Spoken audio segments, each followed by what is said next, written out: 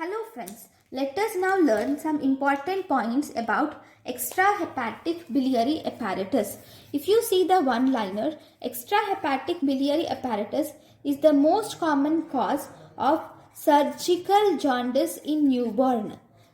Surgical jaundice in newborn most commonly occurs due to extrahepatic biliary atresia. It occurs 1 in 1,20,000 live births, and this is most commonly seen both equally in males and females. The main cause of this, there are many etiological features which are associated with extrahepatic biliary atresia, but before going to that, we will see the classification of extrahepatic biliary atresia. Extrahepatic biliary atresia can be divided into three types. So in type 1, you have atresia in the common bile duct. There is atresia seen in common bile duct. It is seen in 5% of patients. Here, gallbladder contains bile in this type 1. So here in type 1, there is atresia which is restricted or seen in common bile duct. Now, in type 2, there is atresia seen in common hepatic duct and also common bile duct. And if you see the gallbladder has no bile seen in this type 2 of extrahepatic biliary atresia. Then type 3, right, in type 2 it is seen in 3% of cases. Then in type 3 there is atresia seen in right hepatic duct, left hepatic duct, common hepatic duct and common bile duct. The whole biliary system undergoes atresia. What is atresia? Atresia is there is no canal which is formed. See, this is the canal, hollow tube which allows the passage of bile through the common hepatic duct, right and left hepatic duct and cystic duct. Whenever this hollow tube is absent and it becomes a solid structure, solid cord-like structure, it is called as atresia. There is no tube or canalization. It does not occur in this atretic structures. Right. So if you see the etiological features of biliary atresia, the etiological features can be divided into two types. One, we have prenatally acquired. Second, we have fetal or embryonic. Fetal or embryonic is seen in 30% of patients. In fetal or embryonic, it is associated with congenital anomalies, and these include, we have annular pancreas is associated with biliary atresia, and duodenal atresia is also associated with biliary atresia. Then malrotation is associated with biliary atresia. If there is any congenital heart disease, polysplenia, situs inversus, absent vena cava, all these are the congenital anomalies associated with biliary atresia. Then, if you see perinatal or acquired conditions, here these are not associated with congenital anomalies, and these occurs after birth. It can be due to infection like cytomegalovirus, rotavirus and reovirus can cause biliary atresia, or it can be due to immune or autoimmune diseases, toxins and vascular defects can result in biliary atresia. So if you see the clinical features, here there is mainly biliary atresia. So the bile which is produced in the liver produces bile, but this bile cannot enter the right or left hepatic duct, or it cannot enter the biliary apparatus. So ultimately, the bile which normally goes into the duodenum cannot reach the duodenum, and as a result, this bile is left in the blood or in the prehepatic, the bilirubin. The bile is nothing but the bilirubin. right? The bilirubin undergoes conjugation and bile contains bilirubin. That bilirubin, physiologically, it is released into the duodenum. But here, because bilirubin is not released into the duodenum, there is increased bilirubin levels in our body, which is manifested as jaundice. And this jaundice is seen in day 1 in almost 33% of babies, and it is manifested in day 7 in almost 100% of babies. Obviously, because there is no way for the bilirubin, which is a content of bile, to pass or to reach the duodenum. So as a result, the amount of bilirubin in our blood increases, that result in jaundice. Fine. The bile which is released into the intestine undergoes changes in the colon, in the intestine. It undergoes changes and it forms stercobilinogen and urobilinogen, which gives color to our stools. But because here that color which is given by the bile is the bile cannot reach the duodenum. So as a result, there is the color or staining of the meconium or stools is not seen. So here for the baby, you can tell the meconium is light or little bile stained, and the stools become completely pale later. Okay, and then this bile is also necessary for fat absorption, because bile helps in formation of micelles, will convert the fat into micelles, and these micelles are easily absorbed into our body, into our blood. Because this conversion is absent, there is no reabsorption of fat. That fat malabsorption results in excretion of fat, resulting in steatorrhea. Then this increased bilirubin in the blood results in pruritus or severe itching is seen. And there is also, so this bilirubin also results in skin xanthomas are seen. This is because of increased cholesterol in the serum causes skin xanthomas are seen. So these are the different clinical features which are seen in extrahepatic biliary atresia. So if you see the diagnosis, obviously there will be increased bilirubin which is seen. Preferentially conjugated bilirubin is increased in these patients, and on ultrasonography you see a sign called as triangular cord sign. See, normally you will have to see a hollow viscous, right? Hollow structure of biliary apparatus will be seen in ultrasonography, but because there is no canalization here, this looks like a cord, like triangular cord. Okay, there is triangular cord like opacity or echogenicity which is seen under ultrasonography, which is called as triangular cord sign. Then we can do other investigations like MRCP. On MRCP, you can diagnose it with 100% accuracy. Then we can do liver biopsy also, and this percutaneous liver biopsy is actually the gold standard which is done for this patient.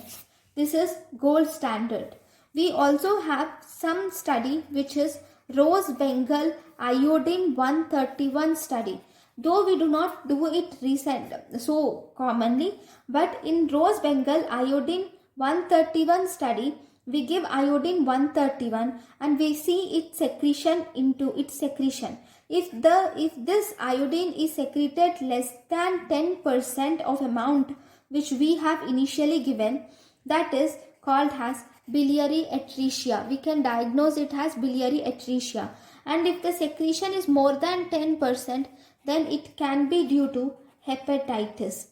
Though you do not remember this, just remember the percutaneous liver biopsy is the gold standard, and you can diagnose it with ultrasonography as triangular cord sign. Now, treatment. So if you see the treatment depends upon the type of biliary atresia. In type 1 biliary atresia, we do something called as Roux-en-Y hepaticojejunostomy. We do Roux-en-Y hepaticojejunostomy. So, what is this Roux-en-Y hepaticojejunostomy? So, in this, first, this is the, here because it is type 1, there is atresia seen mainly in the common bile duct, right? And the gallbladder, till here it is normal actually. And gallbladder also is filled with bile. Only there is a problem in the common bile duct. Okay, there is atresia seen only in the common bile duct. So here we remove the common bile duct and the gallbladder with cystic duct. First, we remove this part.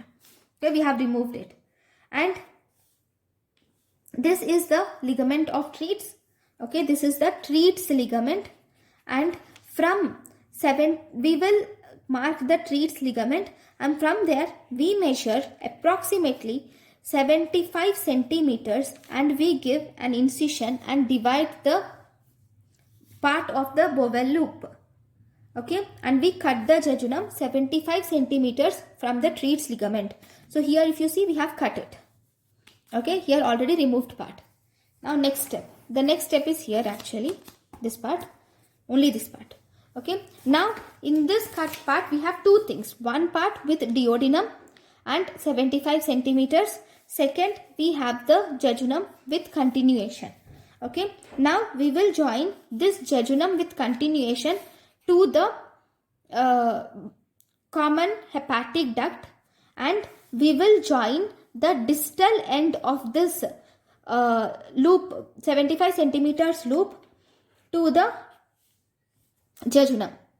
Okay, so we are joining this jejunum with the neck, with the whole bowel loop into the, we have to join this with the common hepatic duct, and we are joining this part of bowel loop with duodenum, and which is 75 centimeters. We are joining it to the jejunal loop. So if you see, it comes like this. So here we have joined this here and here. Okay, so this is called as Roux-en-Y or Roux-en-Y hepaticojejunostomy.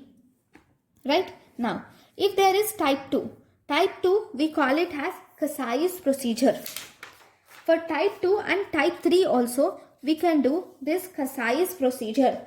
In this Kasai's procedure, this is called as bilioenteric anastomosis. So here the problem is, this is portoenterostomy. See, here we are anastomosing the jejunum to the hepatic duct or biliary apparatus, right? So this process is also called as bilioenteric anastomosis. That means we are anastomosing the biliary apparatus with the jejunal loop or the intestinal loop. But in the second procedure, which is done for type 2 and type 3, here we cannot anastomose because the whole of the bile duct, common hepatic duct, right and left hepatic duct, all of them have become atretic. So that is not possible. So here we remove all the segments of atretic segments. So in this process, here we will have to remove all the atretic segments. So these are the atretic segments. So we have removed the atretic segment. And again, so here we have removed it here. Now again we will see the ligament of Treats. From the ligament of Treats, we will see the 75 centimeters and divide the jejunal loop. Now this is the divided part with ligament of Treats. This is the continuation of jejunum with rest of the colon and all the stuff. Okay, now we are going to join. So this comes here. We are going to join this jejunal loop with the rest of the bowel loops to the portal site. We will join it just above the bifurcation of portal vein at the exposed area of liver capsule, or the site where these were divided. So you are going to anastomose it over there, and this part is anastomose the distal end of the loop with duodenum and Treats ligament, which is around 75 centimeters. This is anastomosed to the jejunum. Okay, so here we are doing, this is called as portoenterostomy. This procedure is portoenterostomy, and here this procedure here is jejunostomy is done. Jejunostomy. This is portoenterostomy, and this is jejunostomy. This procedure where there is portoenterostomy and jejunostomy is called as Kasai's procedure, which is done for stage 2 and stage 3. Then if you see the prognosis, the prognosis of the prognosis after Kasai's procedure is 1. If the age of the surgery is 30 to 60 days, if the surgery is done between 30 to 60 days, it is good prognosis. If the size of the ductule before surgery is more than 150 micrometers, then it is good prognosis. If the bile flow is persistently seen, that too post-operatively, if the bile flow is persistent, then that is again good prognosis. If you see the bad prognosis, if there is jaundice if there is presence of jaundice or fibrosis of liver, is a bad prognosis for Kasai's procedure. Right? Now, if you see the total, I said the investigation of choice for this procedure is percutaneous liver biopsy. True. Along with that, we mostly prefer to do HIDA scan also. We combine it with HIDA scan also. Right? Now, what is the ideal treatment? I have told you about the Kasai's procedure and also about the other procedure, but that is bilioenteric anastomosis. But the best procedure is transplantation of liver, is the best procedure for extrahepatic biliary atresia. Then we will have to treat it. If we treat the disease, that is, if we do surgery between 30 to 60 days, it has good prognosis. But if we do not treat even after 90 days, then it will result in increased risk of cirrhosis. Right? So these are the different important points about the biliary atresia. So thank you for watching my lecture. Thank you.